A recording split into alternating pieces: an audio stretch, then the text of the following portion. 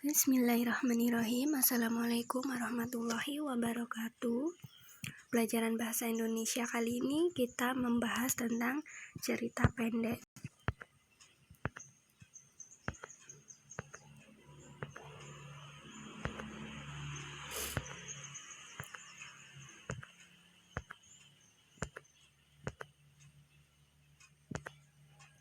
Untuk definisi cerita pendek di sini sudah ada beberapa pengertian cerita pendek menurut ahli. Nah, cerita pendek itu sendiri merupakan bentuk prosa naratif fiktif.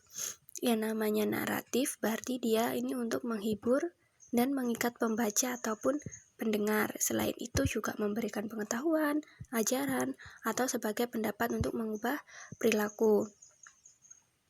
Nah, untuk tujuan ganda dari naratif itu untuk mendidik dan menghibur. Jadi intinya kalau naratif itu untuk mendidik dan menghibur.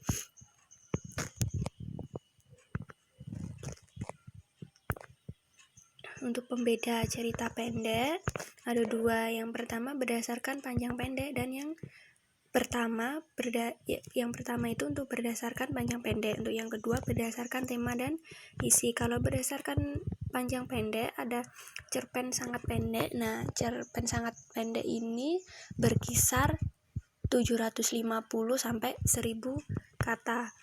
Kalau yang cerpen panjangnya sedang ini berkisar 3000 sampai 4000 kata. Kalau cerpen panjang berarti dia mencapai 10.000 kata. Sekarang berdasarkan tema dan isi, ada cerpen anak berarti berisi tentang cerita anak-anak, terus cerpen remaja dan cerpen keluarga. Ciri-ciri cerita pendek. Nah, panjang karangan lebih kurang 10 halaman.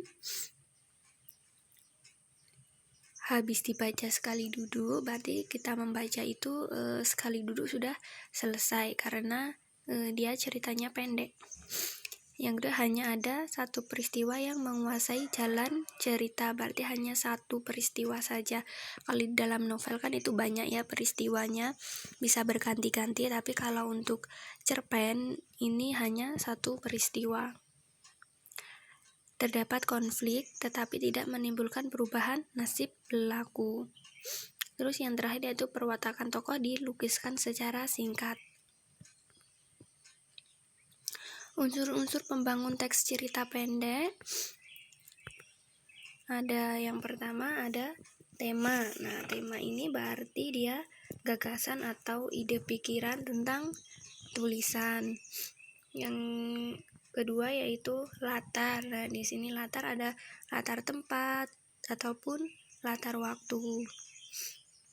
Penokohan. Nah, untuk penokohan ini berarti dia sifat yang dimiliki tokoh. Ada protagonis, antagonis, dan tirtagonis. Kalau protagonis berarti itu sifatnya baik, kalau antagonis sifatnya buruk, dan kalau tirtagonis itu berarti menjadi penengah. Misalnya nih ada contoh cerita Bawang Putih Bawang Merah. Sebagai tokoh protagonis berarti itu bawang putih. Terus kalau antagonis berarti bawang merah, dan tirtagonis sebagai penengah itu pemberi labu. Selanjutnya yaitu sudut pandang. Nah, untuk sudut pandang ini ada sudut pandang orang pertama, pelaku utama, terus sudut pandang orang pertama, ada sudut pandang orang ketiga. Itu masih ada pembagian-pembagian lain untuk sudut pandang. Insya Allah di lain waktu akan Bunda bahas kembali. Untuk alur, di sini alur ada alur maju, alur mundur, terus alur campuran. Kalau alur maju berarti dia dari awal sampai akhir, pengenalan, muncul konflik, anti klimaks, baru penyelesaian. Terus yang kedua ini ada alur mundur, berarti dia masa lampau ke masa kini. Dari mulai penyelesaian dulu, terus anti klimaks, muncul konflik, baru pengenalan. Terus yang ketiga ada alur campuran. Alur campuran berarti ini alur maju mundur. Ada klimaks dulu, kemudian muncul konflik, pengenalan, anti klimaks, dan penyelesaian. Nah, untuk alur cerita ini bukan jalan cerita ya yang tepatnya, tapi rangkaian peristiwa yang dihubungkan sebab akibat. Setelah itu ada amanat yang disampaikan penulis melalui tulisan. Dan ada unsur ekstrinsik. Nah, unsur ekstrinsik ini berarti unsur dari luar cerita. Kalau intrinsik ini dari dalam.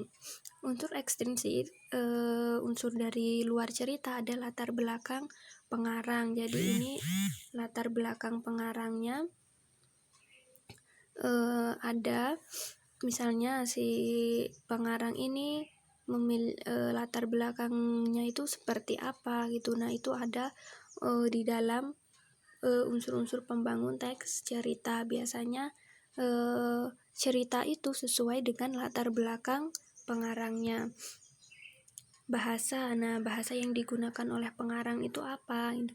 Jadi ini kalau untuk unsur ekstrinsik ini di luar cerita, jadi tidak ada di dalam ceritanya. Nilai-nilai, nah nilai-nilai yang terkandung dalam cerita itu apa?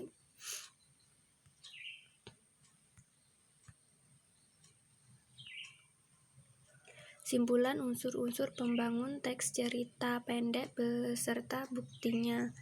Nah, simpulannya ini ada hubungan antar unsur pembangun dalam cerita pendek. Nah, jadi unsur pembangun tadi itu memiliki hubungannya.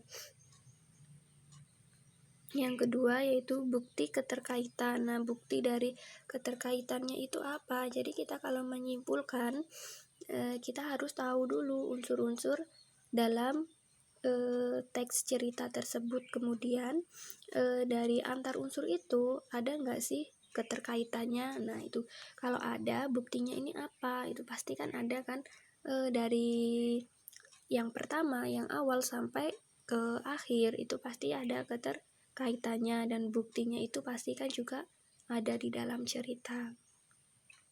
Nah, itu tadi materinya. Jika ada yang belum paham, silahkan untuk ditanyakan. Bunda akhiri, Assalamualaikum warahmatullahi wabarakatuh.